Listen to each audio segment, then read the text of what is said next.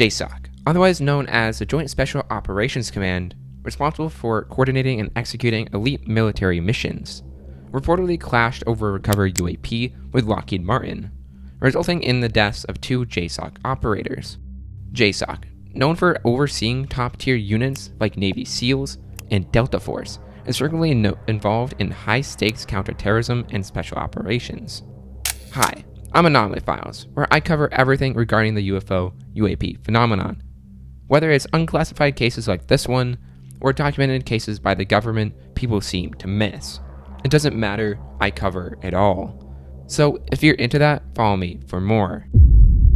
In January of this year, Jon Stewart, a former Illinois governor candidate, made an interesting claim. He alleged that an insider had sent him an email indicating that Lockheed Martin was actively involved in the recovery of UFOs as part of a reverse engineering program. The email further claimed that at one point, a conflict of interest between Lockheed Martin's recovery unit and a Joint Special Operations Command JSOC unit escalated into a shootout, resulting in the deaths of 2 JSOC personnel. The insider Stewart referred to was allegedly a person named Clinton Morris.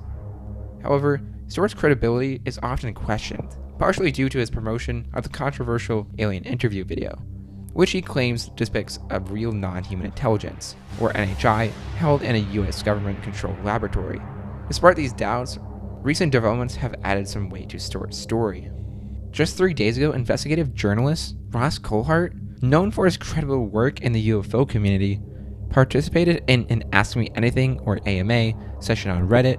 During a session, a user asked about the 2004 claim involving a firefight between a JSOC unit and a Lockheed Martin recovery team over a UAP, which allegedly resulted in 2 deaths of 2 JSOC personnel. Coulthart responded with a simple, quote, "Yes, and that's not the only incident," end quote. Although Coulthart's confirmation led some credibility to the claim, it still falls short of being confirmed as fact. Coulthart's reputation in the UFO community stems from years of investigative work that has revealed significant allegations, but the lack of hard evidence leaves room for skepticism, which is why we need to pass the UAP Disclosure Act ASAP. To understand the gravity of these claims, it's essential to consider the role of JSOC. Established in 1980 following the failed Operation Eagle Claw, JSOC is a joint component command of the United States Special Operations Command, USSOCOM. JSOC is responsible for developing joint special operation tactics, ensuring equipment interoperability, and executing special operation missions worldwide. The command comprises elite units such as Delta Force, SEAL Team 6, Task Force Orange, the 24th Special Tactics Squadron, or STS, and the RRC. These units are among the most skilled in the US military, particularly in direct action operations like hostage rescues or high-value target captures. If the claims are true, the fact that JSOC operators were allegedly killed in confirmation with a private company's military unit is extraordinary. JSOC operators are among the best in the world, so any group capable of engaging them in a firefight would need to be equally skilled, if not superior. This raises questions about who might be a part of such military unit within Lockheed Martin, and whether they could be so well trained that they could successfully engage JSOC forces. The secrecy surrounding such an operation would need to be impenetrable. If 2 JSOC operators were killed, their deaths would need to be explained, specifically to their families and fellow servicemen. While the US government is known to withhold details about specific military operations, completely covering up 2 deaths of 2 elite soldiers would be incredibly challenging, but it's still possible.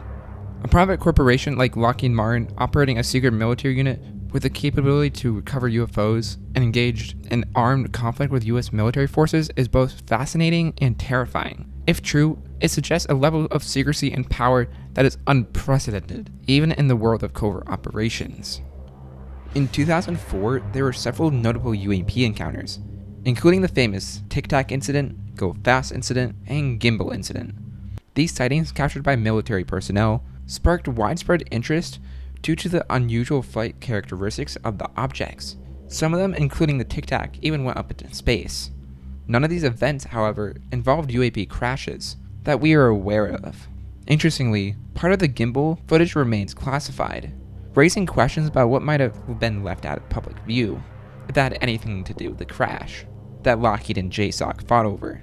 It's worth noting that during the gimbal incident, the pilots mentioned observing a fleet of UAPs, which adds another layer of mystery of what actually could have happened right after.